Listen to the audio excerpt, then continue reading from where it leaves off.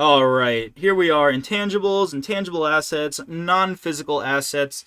These are going to be patents. These are going to be copyrights. These are going to be customer lists. Lots of different examples, also goodwill.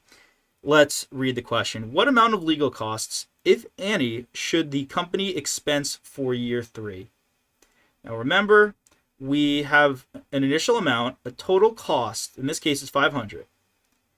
Part of this, or all of it, or depends on the question, part of it could be expensed, meaning it goes to the income statement. And those costs generally are costs not directly attributable to the existence of it.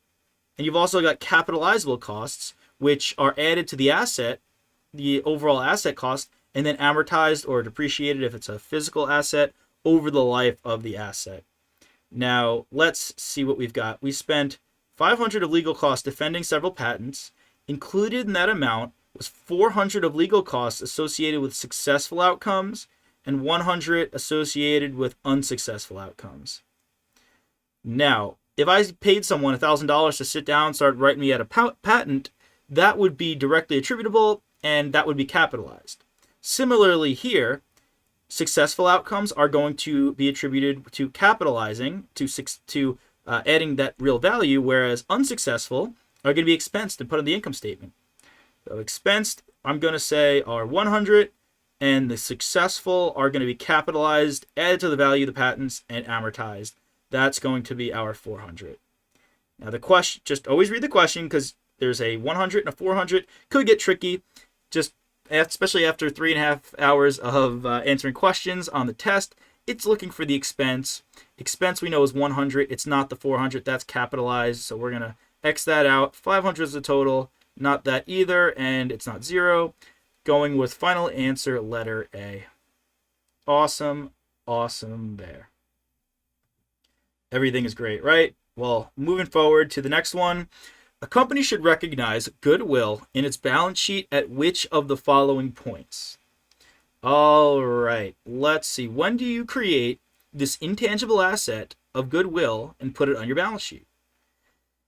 Keep in mind a couple of rules. You cannot internally create goodwill, meaning you can't just create it from having costs and trying to develop something, because that would just be a little ridiculous. Then you could just constantly make up assets and bolster your balance sheet. You can only create goodwill, as I'm sure you've seen in the, or if you haven't, you will see, in the acquisitions chapter, in the consolidations chapter. All right, so costs have been incurred in the development of goodwill. Now, that is not when you recognize it. You could have costs incurred in the development of goodwill, like costs incurred to acquire a business. However, that's not when you're going to recognize it. Company expects a future benefit from the creation of goodwill. So not that either. That's not going to be when we recognize it. We're going to recognize it when the acquisition happens. The fair market value of the company's assets exceed the book value of the company's assets. That is helpful in determining the amount of goodwill.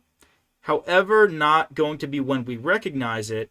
Last but not least, letter D, final answer. Goodwill is created when the business is purchased, and that is when it is recognized on the balance sheet as an intangible asset. And that's a wrap on our intangible questions. Thank you all for tuning in today.